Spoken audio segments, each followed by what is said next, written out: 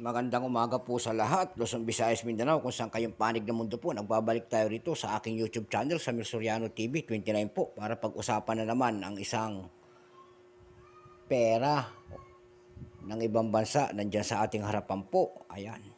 Magandang umaga po sa lahat ng kolektor, Luzon, Visayas, Mindanao, kung saan kayong panig ng mundo po, lalo-lalo na yung aking mga subscriber po. Thank you so much po sa mga subscriber ko po dito sa aking YouTube channel po. Doon naman po sa hindi po nakapag-subscribe pa, baka makikisuyo lang po sana kung gusto niyo mag ganitong mga topic po, pakipindot naman po ang subscribe button po, share and like para ma-update po kayo sa mga latest ko pang gagawin mga video po. Ayan. Magandang umaga po sa lahat. Ayan po. Excuse me. Ang pag-usapan po natin ngayon ay ang pera po ng Saudi Arabia. Ayan po. Pera po ng Saudi Arabia. Ayan, napakagandang kulay. 2012 po. Ayan, 2012. Ayan po. Ang pera po ng Saudi. Para malaman natin kung magkano na talaga ang halaga niya sa mga selling platform natin. Kung magkano ang presyo. Ayan po. Bago natin simulan ang talakayan po, kilalanin muna natin siya. Ayan.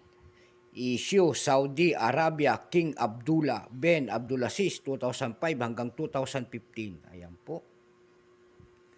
Type Standard Banknote po, years 2007 hanggang 2016. Value 1 real. Currency real 1960 up to date po. Composition po paper cotton po. May haba po itong 134 by 64 mm po. Shape rectangular po. Number N-202978 po. Reference number P-31. Ayan po.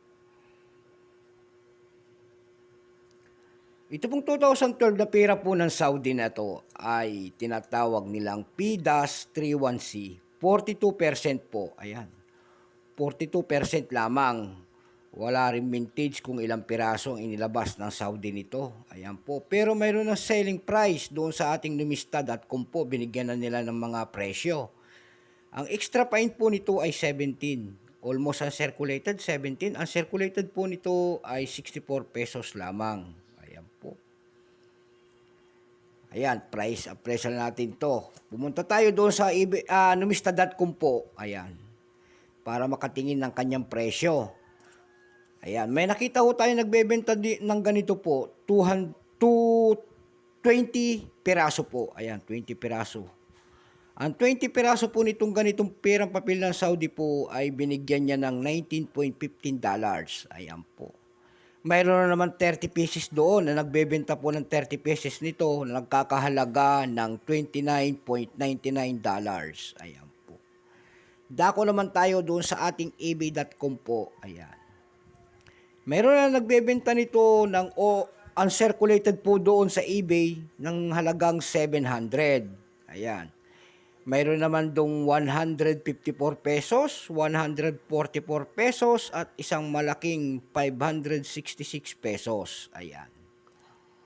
Doon naman po sa carousel.com po, PH po dito sa atin, may nagbebenta na doon ng 350 pesos at saka isang 300 pesos po. Ayan ang kanyang presyo.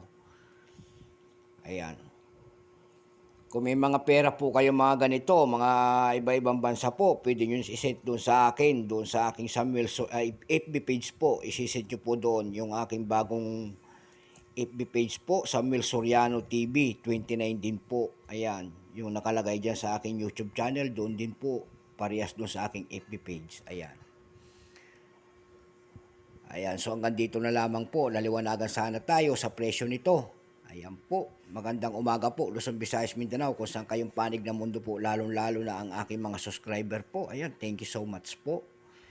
Yun namang hindi naman po nakapag-subscribe, pwede naman po pakipindot ang ating notification bell, subscribe po para ma-update po kayo sa mga latest ko pang gagawin mga video po about coins kung gusto nyo po itong aking vlog. So hanggang dito na lamang, keep safe po sa lahat at bye-bye po. God bless.